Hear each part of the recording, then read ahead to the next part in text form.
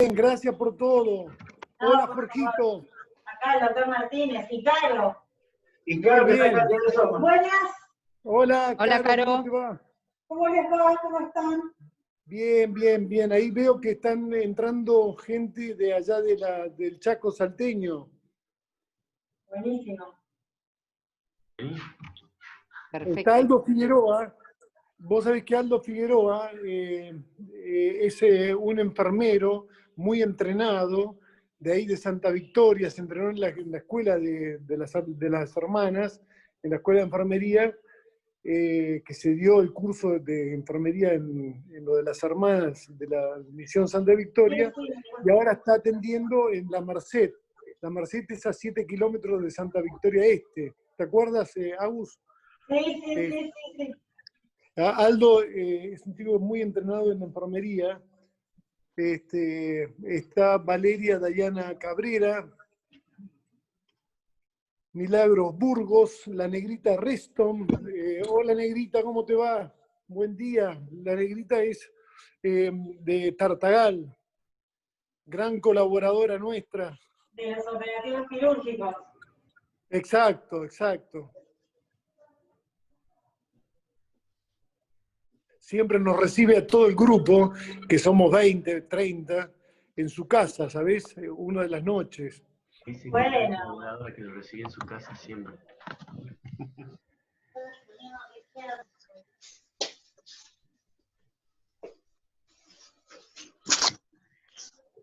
Florencia Sarabia se unió. El director de Santa Victoria, el gerente que se llama Oviedo, César, me dijo que desgraciadamente no iba a poder estar porque está en Salta con una reunión en el ministerio justamente para solicitar más equipo de protección personal y algunos otros insumos estaban necesitando. Muy bien. Bueno, igual después si Marian lo graba, después lo pondrá. Claro. Sí. Después lo Claro, subimos al claro, canal de exacto. YouTube. Claro. Bueno, no sé si queremos ser puntuales porque dijimos que era las 13, ¿no? ¿Quieren Sí, esperar perfecto. 2-3 minutitos más? No, Ale, No larguemos se si me quiere. duerma, Jorge. ¿Cómo? Bueno, fantástico. Que no se duerma, que no te duerma, que ya empezamos. Para todos los que no los conocen, está el doctor Jorge Martínez, que es infectólogo del Hospital Británico, subjefe de infectología, y está su coequiper, que es Agustina Bustos, también infectóloga del Hospital Británico, y está Carolina Cofie, que es también la que está a cargo de todos los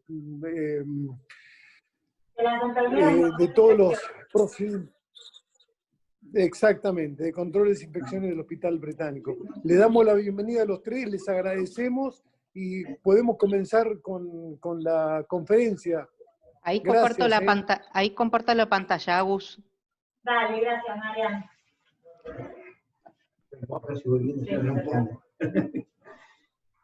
Decime si se ve bien. Sí. La abrimos acá, ¿la tenemos que poner nosotros o no? No. Ustedes me van diciendo, digamos, me va diciendo. ¿Ya te paso? No, Perfecto. vos me decís, pasame Mariana y ahí vamos, ¿sí? Siguiente, Bueno, perfecto. Bueno, buenos días a todos. Esta es un poco la idea, era en la actividad esta, el comienzo, a dar un poco los datos primordiales, digamos, de lo que significa esta infección, un poco con una introducción haciendo de cómo comenzó esta situación allá por fines de diciembre. La siguiente. Esto comienza fines, como decía, de diciembre, igual comienzan a aparecer cuadros respiratorios severos. La siguiente, en la ciudad de Wuhan. La siguiente. Acá el ritmo. En la ciudad de Wuhan, una ciudad muy importante en China, por el hecho de que es una ciudad de conexión para el tránsito económico de muchas ciudades de China, incluso desde el exterior. La siguiente, la relación que tenía en esta ciudad era el hecho que, la siguiente,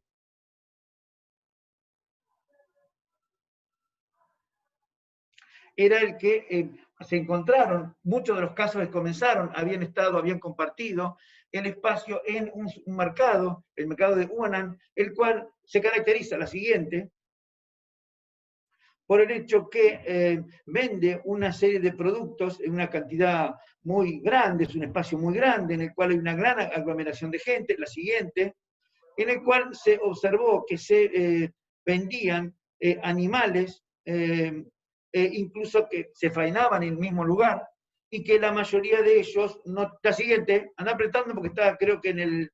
ahí va, está tardando. Animales en los cuales se faenaban en el lugar donde no había controles adecuados. Esto, digamos, venía así de hace muchísimo tiempo. La siguiente, ¿sí? Por lo cual se observó de que debería haber una relación entre la aparición de estos cuadros y el espacio este. Esto fue que entonces cuando se cierra cuando empiezan a aparecer casos que habían estado en ese lugar de neumonías graves, se encontraron dentro del lugar, en mesadas, etcétera, muestras en las cuales se encontraron un nuevo coronavirus que no había sido justamente descrito hasta el momento. La siguiente. Bien, a partir de ahí es que se empiezan a reportar casos, primero en las ciudades principales de China, pero posteriormente se diseminan al resto del mundo. La siguiente.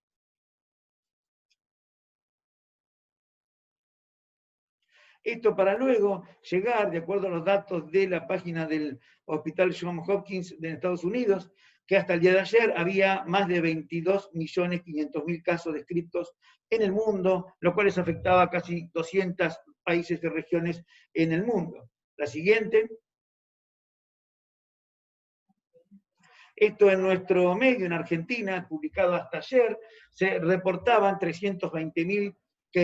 320.000 casos con un número de muertes de 6.500, más de 6.500 casos. La siguiente.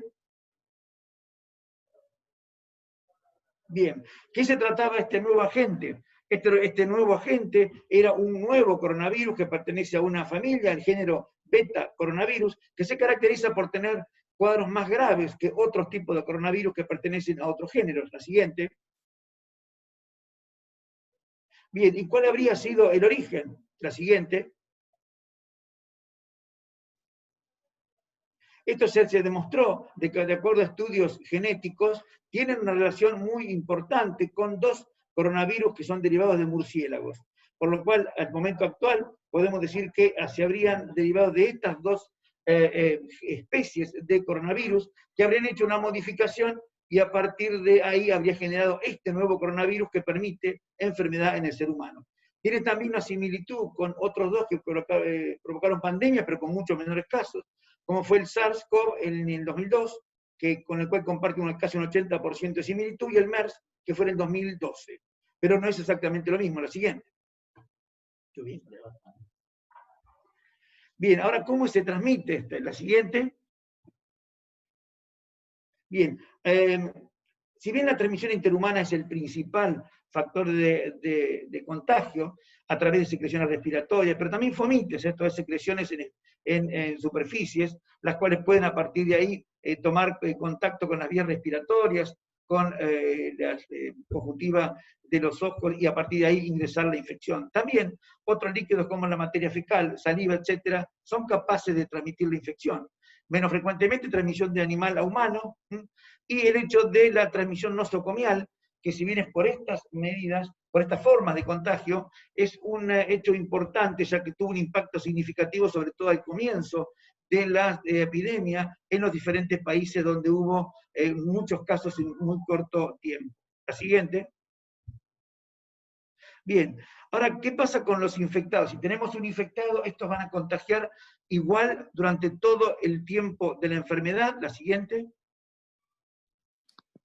Esto se ve de acuerdo a este gráfico que se hizo en el Ministerio de Sanidad de España en el cual se puede ver que en la zona donde se encuentra la barra roja es la de muy, muy transmisible, se ve en amarillo poco transmisible. Como podemos ver, ahí en los primeros días ya puede comenzar una persona a contagiar desde un poco antes del comienzo de los síntomas, que pueden ser alrededor de 2 días, pero luego puede seguir hasta aproximadamente unos 7 días, 10 días.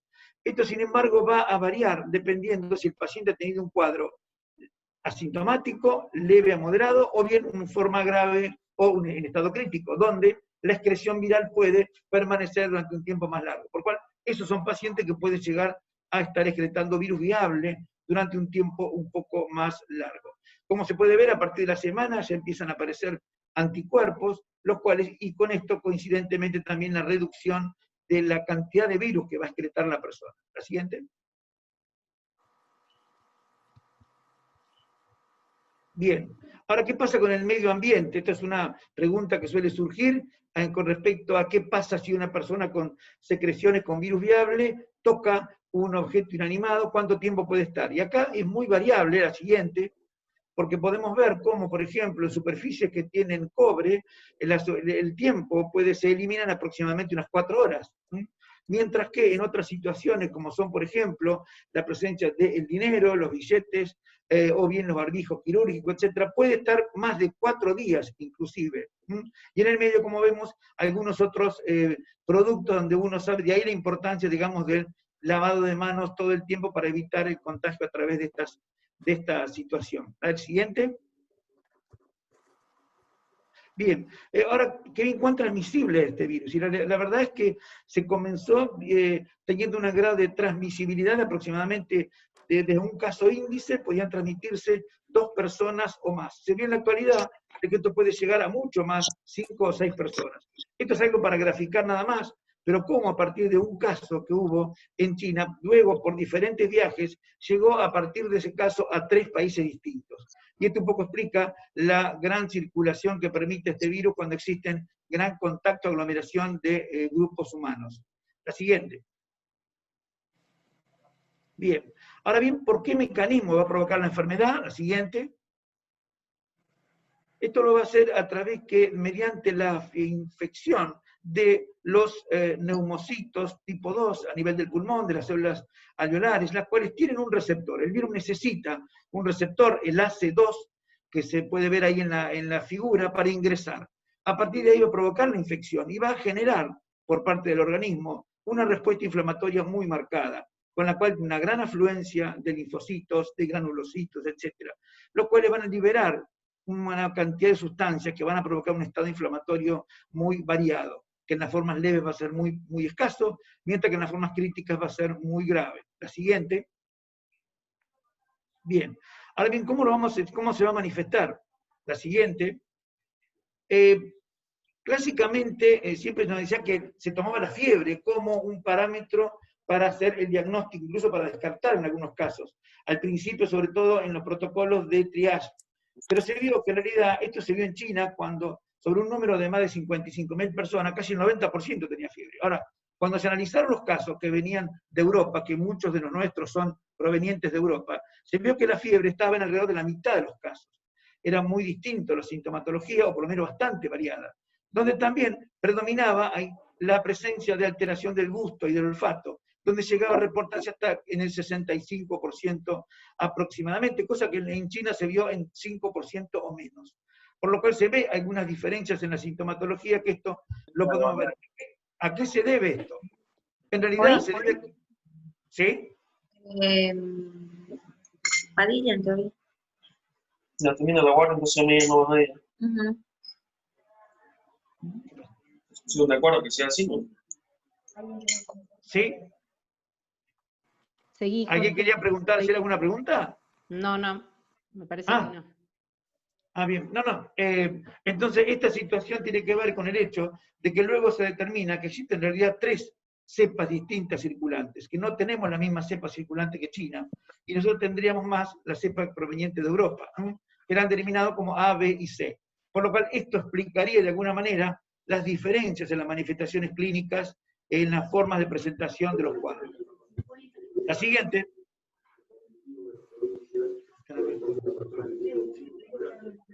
bien. Bien, ¿qué es lo que pasa con los casos? En general, esto fue analizado de los casos de China, en un global de los casos, vamos a tener que, como vemos, un gran porcentaje, un 85% de casos leves a moderados, un 10, un 15% de casos severos, y críticos aproximadamente un 5%.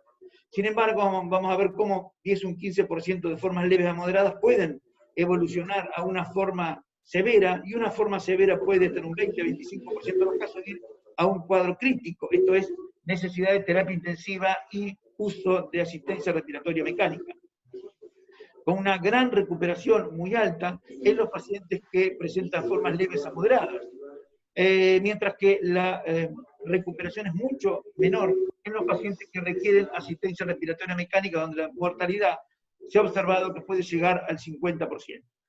La siguiente. Perdón, Jorgito, les pedí los micrófonos. Gracias. ¿Listo? ¿Estamos? Sí. Bien, estos cuadros clínicos se van a manifestar, sobre todo las formas graves y críticas, en diferentes estadios, como vemos en un primer estadio, en el cual el paciente, dentro de la primera semana sobre todo, que el paciente va a tener una serie de síntomas, como van a ver, puede haber tos seca, puede haber dolor de cabeza, diarrea, dolores musculares, puede haber fiebre o no, pero a partir de la semana, en los pacientes que evolucionan a forma severa, ya empiezan a aparecer compromiso pulmonar, con infiltrados pulmonares que tienen ciertas características que lo hacen, digamos, casi patognomónicos de la infección por SARS-CoV-2. El tercer estadio, pasado la tercera semana, aquí donde predomina es ya no la cantidad de virus, sino que vamos a estar en presencia de la llamada tormenta de citoquinas, donde caracterizada por una gran respuesta inflamatoria, que va a ser la que va a terminar provocando el daño respiratorio, que puede llevar al distrés respiratorio, y otras situaciones, como es el caso de fallo cardíaco, etc. La siguiente, en esta situación, perdón, tenemos que algunas estrategias de tratamiento. La anterior, Mariana, pone de nuevo. Algunas estrategias de tratamiento, uno es el Remdesivir, un antiviral que si bien fue inicialmente utilizado para el ébola, se empezó a estudiar en esta infección, aunque todavía no hay datos concretos, pero sería el momento en el cual para utilizarlo, la primera etapa donde hay mayor cantidad de virus. Mientras que en la segunda y tercera etapa, acá predomina el cuadro respiratorio inflamatorio, por lo cual estamos utilizando en estas situaciones plasma de convalecientes y corticoides, de acuerdo a protocolos que se han demostrado la eficacia en esta etapa. La siguiente. Bien, como decía en la tercera etapa, a partir de la segunda etapa, los cuadros respiratorios pueden ser de una gravedad muy variada. Tenemos abajo algunos cuadros de formas más moderadas a severas, y arriba los cuadros de distrés respiratorio, lo cual esto ya claramente habla de un paciente crítico, en muchos casos con necesidad de asistencia respiratoria mecánica, lo cual se define mediante ciertos parámetros hemodinámicos y respiratorios. La siguiente. Ahora, ¿qué pasa? ¿Qué personas pueden llegar a desarrollar formas más leves a moderadas y cuáles formas más graves? La siguiente. Y acá existen factores de riesgo que van a hacer que la posibilidad sea mayor de desarrollar una forma grave. La edad mayor a 60 años, una hipertensión arterial no controlada, la presencia de cardiopatías, sobre todo no controladas, lo mismo que diabetes, una enfermedad pulmonar obstructiva crónica, insuficiencia renal crónica, estado de inmunocompromiso, quimioterapia, y también la obesidad, habitualmente con un índice de masa corporal mayor a 30. La siguiente. Ahora bien, ¿cómo hacemos el diagnóstico? Ya tenemos un cuadro sospechado de un paciente, y la forma de hacer el diagnóstico, la siguiente, es mediante la técnica. Esto va a servir, como dijimos, en la primera semana. Hablamos que cuando había la mayor cantidad de virus, uno podía rescatarlo. La técnica que utilizamos es el hisopado nasal, y se determina la presencia de los genes para determinados componentes del virus. Mediante la técnica de reacción en cadena de polimerasa, vemos que esta técnica tiene una sensibilidad que anda alrededor del 70%. Esto es importante porque uno debe saber que el hecho de que tenga un hisopado negativo no descarta plenamente la enfermedad, porque su valor predictivo negativo realmente es bajo. La siguiente. En lo que respecta a la evolución, va a haber diferentes momentos, como mencionamos antes. Y podemos ver cómo en la curva roja, donde se ve el cultivo viral, se ve que la persona más allá de la semana ya no tendría virus viable. Y esto es importante también para el hecho de lo que respecta a la reincorporación de las personas a sus actividades, teniendo en cuenta que se observó que a pesar de que puedan tener todavía la PCR que fuera positiva, fíjense la curva celeste, pueden no necesariamente representar esto la presencia de virus viable, por lo cual la tasa de transmisión se estima que sobre todo a partir de la primera semana y sobre todo a partir de la segunda semana de evolución, desde el inicio de los síntomas, sería nula, porque simplemente son, podemos decir, fragmentos de virus y no necesariamente virus viable. La siguiente. Bien, ahora, ¿qué pasa con la mortalidad? La siguiente. Ha variado bastante y tiene que ver con situaciones de cada región. Por ejemplo, se ha visto que en Estados Unidos, son datos de abril, son algunos meses atrás, tenemos que Estados Unidos alrededor de un 2%, Italia un 12%. Pero lo que ocurrió en Italia, que la gran mayoría de personas que afectó eran personas mayores de 60 a 65 años. En Italia, un censo 2019 demostró que casi un 25% de la población tiene esa edad, por lo cual de alguna manera es esperable. Lo mismo que pasó en España, mientras que en China fue menor y Alemania aún menor. De acuerdo a las cifras actuales, en la Argentina oscilamos en una mortalidad alrededor del 2%. La siguiente. Bien, pero esta mortalidad, como dijimos, tiene mucho que ver con la edad. Y fíjense que hasta los 50 años, en realidad, la mortalidad es muy, muy baja. Y empieza a ir aumentando aproximadamente y se va duplicando a partir de los 50 a los 60, por lo cual a los 60 años aproximadamente de un 4%, un 2%, y se ve cómo se va duplicando. Mientras que personas de más de 80 años puede ser más de 15% o más, habitualmente 20 o más por ciento. Si a eso le sumamos además el hecho de comorbilidades, esta situación puede ser aún mayor. Este dato. La siguiente. Bien, ahora bien, ya para terminar y dar paso a la doctora Bustos y a la licenciada Giuffré, que tienen una parte fundamental en lo que respecta a esta infección, que sobre todo las medidas de prevención en el ámbito hospitalario, es que sabemos que habitualmente se utiliza el distanciamiento social, medidas probadas, el lavado de manos, desinfección de superficies contaminadas, el uso de barbijos, tapabocas en la población y en lo que respecta al personal de salud.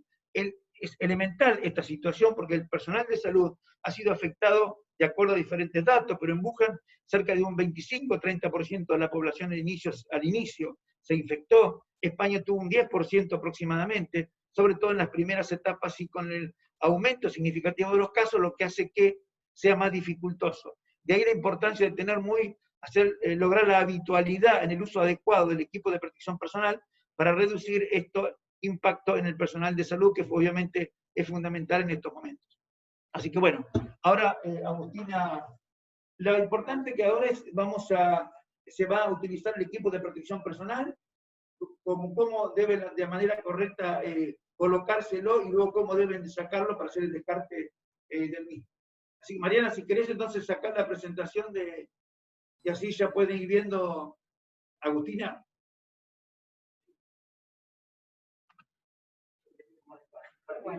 Sí. No, bueno, buenas tardes a todos. Yo, como dijo el doctor Martínez, soy Agustina Bustos.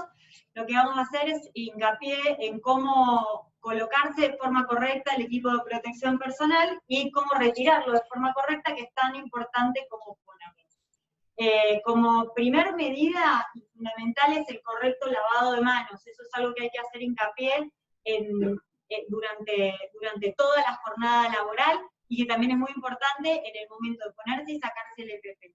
El lavado de manos se puede hacer con agua y solución jabonosa, habitualmente, si uno tiene disponibilidad de eso, y si no, puede hacerse también con el uso de soluciones alcohólicas, ¿sí? Entonces, lo repasamos rápidamente. Acá la licenciada Giuffré me va a estar controlando. Ponemos una cantidad de solución alcohólica en la mano, frotamos, vamos a poner bien las manos acá, ahí, bien entre los dedos, y frotando la palma con el dorso de la mano, lo mismo del otro lado, ahí se ve bien, después bien pasando la solución alcohólica en el pulpejo de los dedos y sobre las uñas, de un lado y del otro. Después nunca olvidar el pulgar, ¿sí? Pasar bien acá también, hasta arriba, y después en las muñecas, ¿sí? Y llevar lo que quede de solución alcohólica hacia arriba. Y no volver a tocarse. Bueno, entonces, una vez visto esto, vamos a hacer el uso de lo que para que quede bien. Muy bien. Les pedimos a todos, por favor, que apaguen sus micrófonos, gracias. Bueno, que cuando hablamos de equipo de protección personal, ¿cuáles son? A ver, ahí sí se va a ver bien. ¿Cuáles son los elementos de protección personal? Tenemos el barbijo. ¿Qué tipo de barbijos hay? Tenemos el KN95, que lo voy a abrir, así lo pueden ver bien, que filtra igual, el tamaño de partícula igual, el N95, ¿sí? Que filtra, que sirve cuando vamos a hacer maniobras de aerosolización. La diferencia entre el KN95 y el N95, que ahora les voy a mostrar, es la prueba de fuga, ¿sí? Entonces, este es el KN95 y les voy a mostrar el N95. Ya lo tengo acá guardado, como lo guardo habitualmente, en las servilletitas, pues vamos a ver cómo. Este es el N95. Y, como decíamos, estos barbijos son importantes utilizarlos cuando vamos a hacer maniobras de aerosolización, ¿sí? Intubar a un paciente y demás.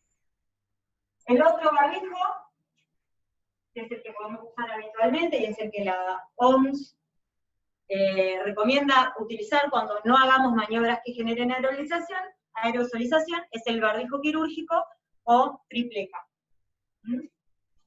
Muy bien. Los otros elementos que necesitamos son guantes descartables, botas, cofia, camisolín, ¿sí? Que ahora vamos a aprender a ponernos todo, y la protección ocular. Protección ocular hay de distintos tipos, puede ser la antiparras, ¿sí?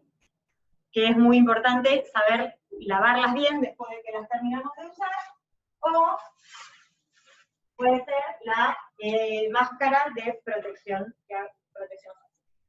Muy bien. Bueno, entonces, como dijimos, siempre, primero que nada, cuando vamos a empezar a poner el equipo de protección, nos lavamos bien las manos con la técnica adecuada que aprendimos a usar recién. ¿Se escucha bien? ¿Se escucha, Mariana? Parece que no. Se escucha perfecto, se escucha Ahí perfecto. está, muy bien. Yo estaba muteada por eso.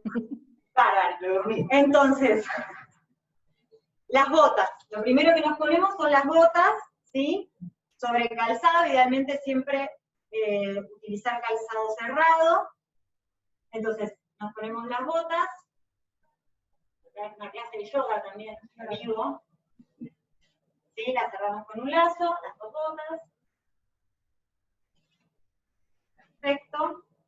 Una vez que terminamos de ponernos las botas, de vuelta nos lavamos las manos, vamos a hacer el gesto nomás, no vamos a tratar mucho, y nos ponemos el camisolín, ¿sí?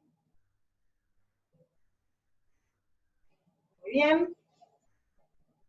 Nos ponemos el camisolín, que tiene dos tiras, una superior, que se ata en la parte del cuello, y la otra que ajustamos bien en la cintura. Es importante que cierre bien el camisolín para que no nos contaminemos el ambo, la ropa que tengamos de trabajo. Una vez que hicimos esto, me voy a pasar a ponerme el barbijo. El barbijo, el N95, si no es que vamos a usar este. Muy bien. El barbijo N95, el barbijo N95, si vamos a usar antiparras, y vamos a hacer maniobras de aerosolización, una buena práctica es ponerse arriba después un barbijo quirúrgico. ¿Por qué? Porque lo que se contamine con secreciones del barbijo quirúrgico, que es más barato, es descartable, y lo usamos una vez y se desecha, permite mantener limpio el barbijo N95. Si por el contrario vamos a usar una máscara facial, el barbijo quedaría protegido y no haría falta, ¿sí? Entonces, para ponernos el barbijo, el N95, yo saco este, y ponemos sobre la superficie de la cara, y ajustamos bien con el elástico que tiene el barbijo, ¿sí? Tenemos acá el metal para ajustar bien y poder probar que no salgan el aire. Si voy a usar antiparras, como les decía, arriba nos ponemos el barbijo quirúrgico y, por último, antiparras.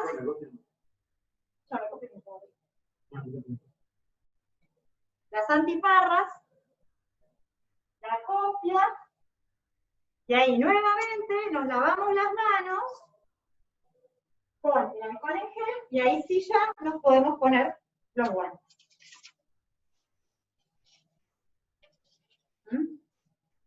Una vez que tenemos todo el equipo de protección personal, ya podemos entrar a la habitación, ya sea a revisar el paciente, hacer el hisopado si es que tenemos que tomar una muestra, o hacer lo que tengamos que hacer. Una vez que terminamos de hacer todo, siempre sabemos que las manos, los guantes, es lo que más contaminado está. Entonces, ¿qué es lo que vamos a hacer? Es lo primero que nos vamos a retirar, los guantes, porque todo lo que yo toque con los guantes es donde está el mayor inóculo viral. Entonces, siempre lo primero que hacemos es retirarnos los guantes.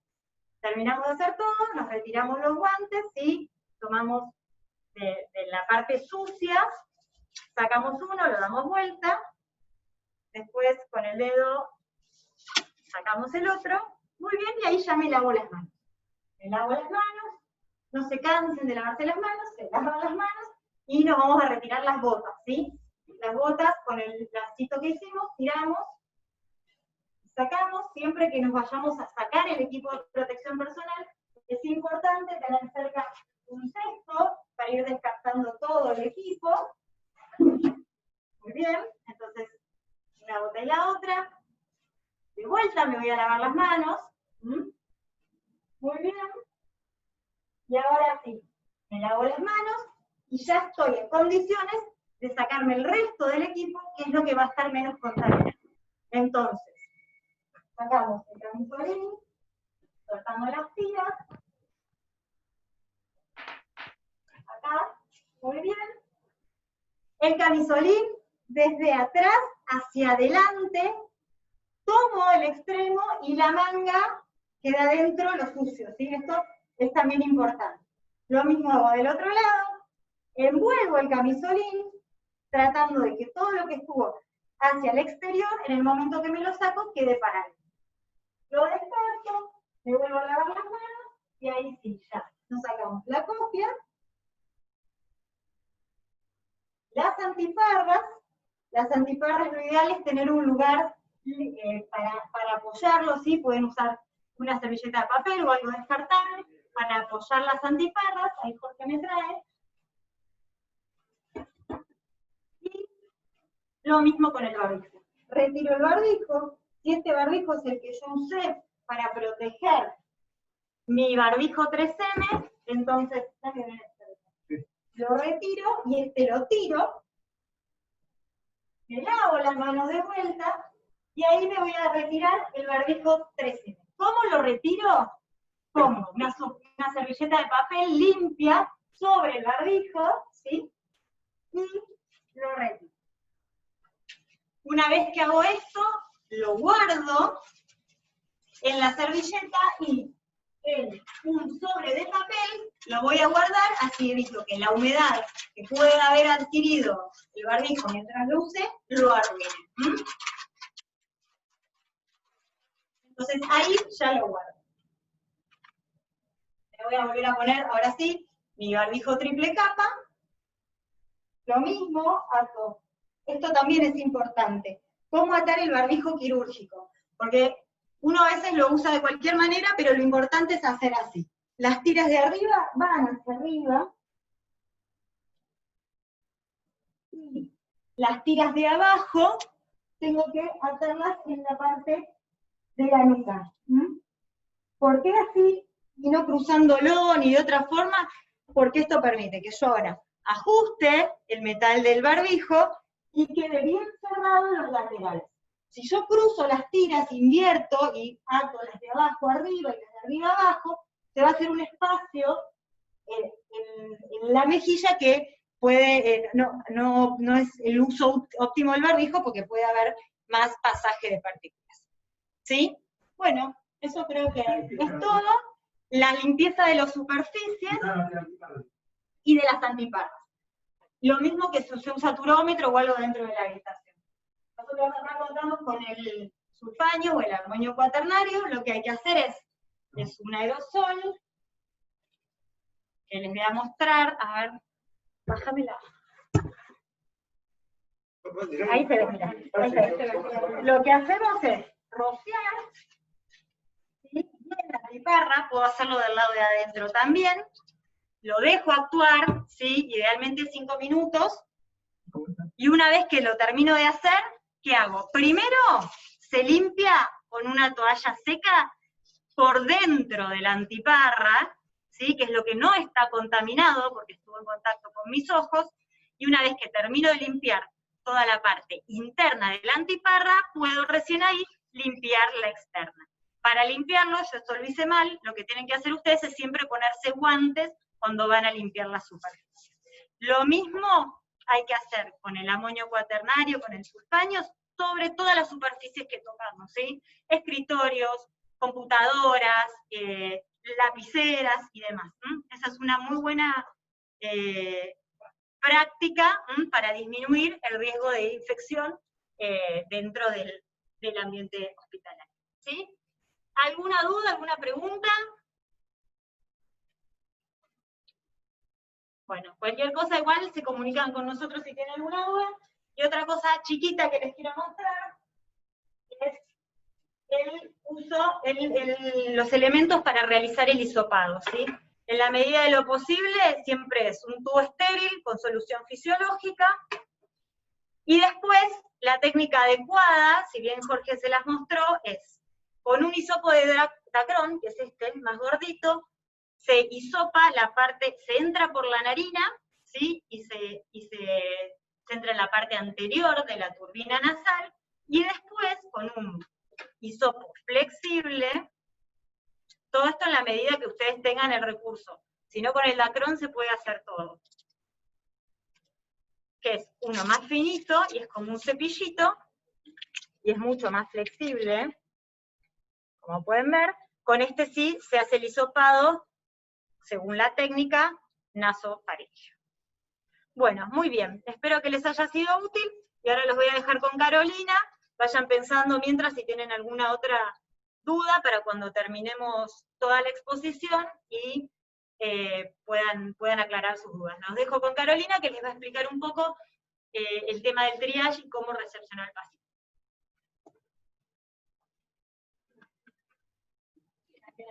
Hola, buenos días. Bueno, es una oportunidad bárbara para poder compartir la experiencia del tiempo transitado en evitar, cuando implementamos triage, lo que evitamos es situaciones de exposición de pacientes que pudieran no tener infección por COVID y personal. Entonces, lo que se adoptó como institución y en muchos lugares es una especie de clasificación del hospital, lo que llamamos el hospital verde y el hospital rojo. Entonces, ¿cómo seleccionamos los pacientes para ver el sitio de derivación para la atención? Y obviamente esto, en la medida que fue cambiando la dinámica de la pandemia, fue sufriendo modificaciones. Primero, obviamente, que el único paciente o persona que uno sospechaba que podía tener riesgo de COVID era el que venía de áreas de riesgo de viaje, y ya en este punto casi que estamos en que todo es COVID hasta que se demuestre lo contrario, con lo cual el comportamiento y las adaptaciones que hicimos como hospital son dinámicas. Pero a partir de marzo lo que establecimos fueron puntos de control en los accesos y restricciones de lo que nosotros habitualmente llamamos visitas en un hospital abierto, a restringirlo al acompañante exclusivamente necesario para el cuidado y la seguridad del paciente y su recuperación, y cada vez con medidas más restrictivas, porque nos ha pasado de que familiares vengan positivos a cuidar a sus pacientes, a sus familiares internados para nosotros pacientes, y que se pudieran dar situaciones de riesgo, ¿sí? Entonces, hay instituciones que fueron mucho más estrictas de entrada. Nosotros en marzo restringimos la visita y lo llamamos acompañante esencial, y ya ahora estamos en un nivel casi de cerramiento extremo, donde no entra, salvo excepciones puntuales con autorización, ningún familiar al hospital. Entonces lo que hicimos en el triage inicialmente fue empezar a llenar unas hojitas a mano donde poníamos un cuestionario y preguntábamos algunos factores de riesgo de las personas que venían al hospital, como por ejemplo, si la persona que ingresaba era personal de salud, sí o no, o si la mujer, donde uno podía estimar que estaba en edad fértil, estaba embarazada, sí o no. ¿Por qué? Porque las embarazadas que venían a control y sí o sí tenían que venir al hospital, las enviábamos por lo que llamamos una línea rápida de atención y no las hacíamos demorar, y tampoco compartían la guardia con cualquier paciente que ingresara a la guardia de nuestro hospital. Entonces después preguntábamos los motivos de ingreso al hospital, ¿por qué venían las personas? Si venían a la guardia, si habían sido citados por algún tipo de control. Ya para este momento se había suspendido toda la actividad ambulatoria por agenda, ¿no? Todo lo que eran turnos programados, así que solamente estaba como la atención esencial, se habían suspendido todas las cirugías que no eran urgencias o que no eran determinantes para la vida de la persona. Así que teníamos, sí permitíamos que vengan los pacientes a oncología para seguir con sus terapias de infusión, o donantes de sangre, o personas que venían de diagnóstico por imágenes. Entonces, lo que hacíamos era registrar esa persona a dónde venía, y en algunos casos, cuando se permitía al acompañante, ¿por qué motivo ingresaba el acompañante? Si porque el paciente era menor de edad, si porque la persona que venía necesitaba un acompañante por minusvalía o por actividades o limitaciones motrices o cognitivas que sí o sí requerían un acompañante, o si el paciente se venía a operar por algún motivo que requería, o hacer un procedimiento que requería anestesia, con lo cual sí o sí requería un acompañante presente. Y a partir de allí, primero el interrogatorio era según la definición de caso sospechoso. Entonces preguntábamos si la persona tenía algunos de los síntomas referidos por las definiciones del Ministerio de Salud de la Nación, o el que nosotros adoptamos del gobierno de la ciudad de Buenos Aires. Después lo que vimos es que esta definición nos quedaba corta, entonces con los meses fuimos adaptando la definición de caso sospechoso, porque aprendimos por la experiencia que algunos pacientes no tenían fiebre, no tenían odinofagia, no tenían pérdida del olfato gusto, pero tenían cefaleas o mialgias y resultaron de ser COVID positivos, otros que tenían dolor de oído. Así que hoy nuestra definición de caso sospechoso para el triage no es estricta al Ministerio de Salud, sino que es un poco más amplia. ¿Para qué usábamos este interrogatorio? Antes de avanzar con más preguntas, porque si la persona, por ejemplo, venía a la guardia con síntomas compatibles con COVID, le poníamos una pulserita roja y esa persona solamente podía ir a la guardia. Pero si la persona había sido citada para hacerse, por ejemplo, una tomografía por algún evento agudo que requería la atención y no era sospecha de COVID, lo interrogábamos para ver si había que tomar algún recaudo especial. Inicialmente, todas las personas del hospital que atendían pacientes tenían un tipo de elemento de protección personal para el paciente con sospecha o diagnóstico de COVID y otro tipo de elemento de protección para el paciente en el cual no se sospechaba nada. Entonces, para nosotros era importante saber que un paciente, por ejemplo, una paciente embarazada venía a hacerse una ecografía de control porque estaba en la semana 32 de embarazo, y tener claro que podía ir a un ecógrafo normal o verde, como lo llamamos nosotros, porque no era sospechosa de COVID. Y después, si la paciente refería algún síntoma respiratorio, se transformaba en un caso sospechoso, era otro lugar que se utilizaba para hacer la ecografía, ¿sí? Entonces, ¿qué más preguntábamos? Si la persona había estado en cuarentena por tener nexo con un caso positivo, o inicialmente por venir de viaje de un área de tránsito de COVID. Después, cuando se cerraron las fronteras y la gente dejó de viajar, y los casos ya eran la mayoría por nexos hospitalarios o por circulación comunitaria, obviamente esa pregunta cambió, ¿sí? si la persona había tenido neumonía en los 14 días previos a concluir a la atención, o agregamos si la persona era un trabajador esencial de ciertas instituciones donde en Buenos Aires se vio que había COVID circulando, como geriátricos, penitenciarías, centros de rehabilitación o internaciones de tercer nivel. Así que con este cuestionario nosotros definíamos cómo identificar a la persona para derivarla al sitio de atención. Y esto nos permitió identificar muchos pacientes que quizás venía un paciente a hacerse la quimioterapia, pero estaba con síntomas respiratorios. Entonces, en vez de ir directamente a hospital de día, primero pasaba por la guardia, se lo evaluaba, si se requería hacer el hisopado se realizaba, y según el resultado de la evaluación, seguía con su atención o no. Eso respecto del triage, y después obviamente los elementos de protección que se utilizaban para cada instancia de atención, ¿no? Como les dije al principio, todo esto fue modificándose con los meses.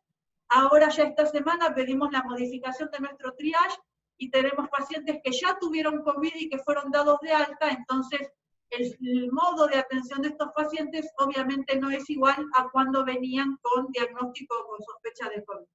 Así que respecto de triage, esto, inicialmente empezamos con una hojita de papel, llenándolo a mano, después como no llegábamos a analizar los datos, y lo que hicimos fue armar un formulario gratuito de Google o de Microsoft, y lo pusimos en los teléfonos. Entonces las personas que estaban en el triage, si tienen acceso a Wi-Fi o datos, lo pueden completar ahí directamente, y no había necesidad de estar llenando tantos papeles, porque después viene la pregunta de qué se hace con ese papel, dónde se guarda, a quién lo analiza, o si sirve o no tener un papel guardado.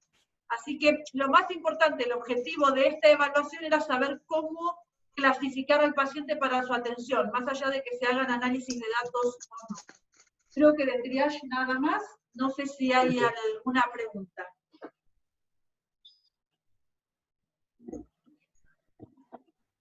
Si alguien quiere hacer alguna pregunta, desmutee su micrófono, por favor.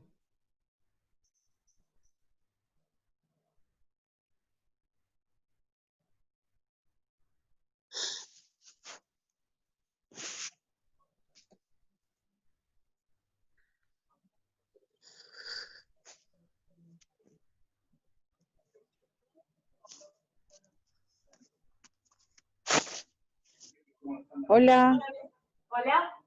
¿me escuchan? Sí, perfecto. Mire, mi nombre es Soledad Ausa, yo trabajo en una línea de atención al ciudadano acá en Salta, y por ahí a nosotros lo que nos está pasando ahora es que llaman mucho por lo que es contacto estrecho, pero en realidad la mayoría de los casos no es directo, por ejemplo, un positivo con la persona que nos llama, sino sería la persona que nos llama, tuvo contacto con el primo y el primo tuvo contacto con el hermano del positivo, o sea, como contacto indirecto. En esos casos, ¿es recomendable sugerirle que hagan aislamiento preventivo o no? No, mirá, el contacto, la persona que haya tenido contacto estrecho con un caso confirmado, sí, ya sea con hisopado, o que la clínica sea muy sugestiva y uno lo va a tratar como si fuese un paciente con coronavirus, esa persona que tuvo el contacto estrecho con el caso confirmado, si no tiene síntomas, tiene que quedarse aislado durante 14 días. ¿Por qué 14 días? Porque es el periodo de incubación y sabemos que puede tardar hasta 14 días en empezar a presentar síntomas. Entonces, esa persona es el contacto estrecho. Si alguien estuvo en contacto con el contacto estrecho y ese contacto estrecho no tiene síntomas, es un contacto de un contacto, entonces esa persona no hace falta aislarla, ¿sí? Solo se aíslan a los contactos estrechos. Los contactos de los contactos no se aíslan, a no ser que esa persona que en un momento era un contacto estrecho asintomático empiece a tener síntomas, entonces ya se transforma en un caso sospechoso o caso confirmado, y esa persona que era contacto de un contacto pasa a ser un contacto estrecho. No sé si se entiende. Sí, perfecto, mil gracias. No, de nada. ¿Alguna otra pregunta?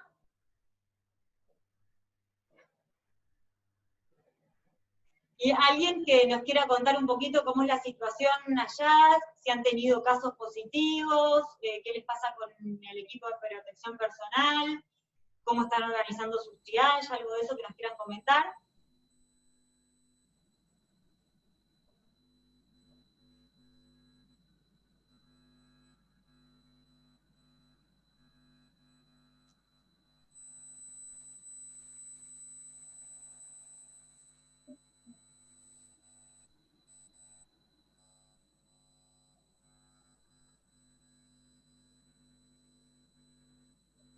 Bueno, si no hay más preguntas ni nada que nos quieran comentar, nosotros estamos a disposición, cualquier cosa se comunican a través de Mariana, y si tienen alguna duda o algo más en los días sucesivos, nos pueden contactar. Perfecto, Agus, les agradecemos a los tres por haber participado de esta capacitación virtual y bueno, estamos en contacto, cualquier cosa, nos contactamos. Hay alguien, me parece que dijo algo, mira. Lori, está en Rivadavia, Banda Norte, y dice que tiene 41 casos positivos. Está en Morillo ella. Muchos. Sí. Sí, hay casos en Morillo y hay casos en Santa Victoria y en Tartagal también. Claro. Así que bueno. Bueno, Agus, Jorge y Caro. A disposición, como siempre, un gusto colaborar con ustedes. Muchísimas gracias, Muchísimas gracias a todos por participar. Gracias, hasta luego. Hasta luego. ¿Se conectaron un montón?